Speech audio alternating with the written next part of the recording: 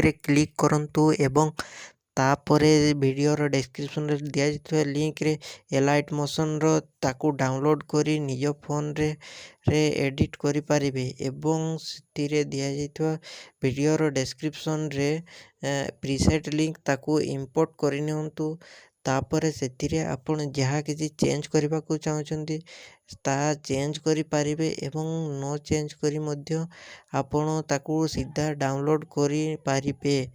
ଯଦି ଭିଡ଼ିଓଟି ଭଲ ଲାଗିଥାଏ ଚ୍ୟାନେଲଟିକୁ ସବସ୍କ୍ରାଇବ୍ ଆଣ୍ଡ ଭିଡ଼ିଓଟିକୁ ଲାଇକ୍ କରିନିଅନ୍ତୁ।